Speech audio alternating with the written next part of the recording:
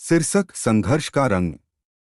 बहुत समय पहले एक छोटे से गांव में एक कवची नामक लड़की रहती थी। वह बहुत ही संजीदगी से अपने काम में लगी रहती थी और सपने देखने की क्षमता रखती थी। उसका सपना था कि वह एक दिन एक बहादुर कवची बने और लोगों की सेवा करे। परंतु उसके रास्ते में कई संघर्ष आए। वह लड़की छोटी और कमजोर थी और इसलिए उसे शारीरिक तौर पर मजबूती की आवश्यकता थी। उसने नियमित रूप से संघर्ष करने का निर्णय लिया और खुद को अपने लक्ष्य की प्राप्ति के लिए प्रशिक्षित करने के लिए मेहनत की। उसकी रोजमर्रा की जीवन शैली में संघर्ष और मेहनत की आदत देखकर लोग उसे हंसते और उसकी मजबूती की कठिनाइयों को नजरअंदाज करते थे। धीरे धीरे उसके लिए संघर्ष और मेहनत ने फल देना शुरू किया।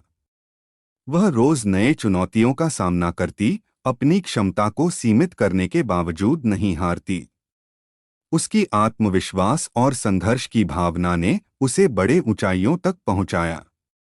उसे दिल से विश्वास था कि जब वह अपने संघर्षों को परिहार करेगी तो वह अपने सपने को प्राप्त करेगी।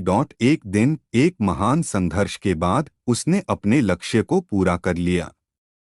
वह एक विख्यात कवची बन गई और अपने लोगों की सेवा करने लगी।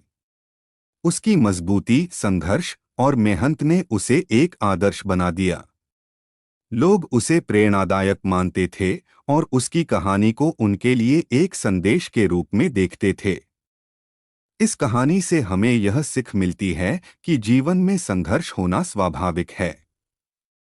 हमें संघर्षों को देखकर नहीं डरना चाहिए, बल्कि उनसे सीखना चाहिए और अपनी मेहनत और संघर्ष की मदद से अपने लक्ष्य की प्राप्ति करनी चाहिए।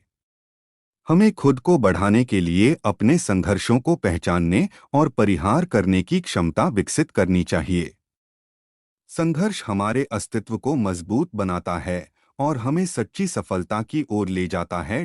अगर ये कहानी आपको अच्छी लगी है तो चैनल को सब्सक्राइब जरूर करें। धन्यवाद।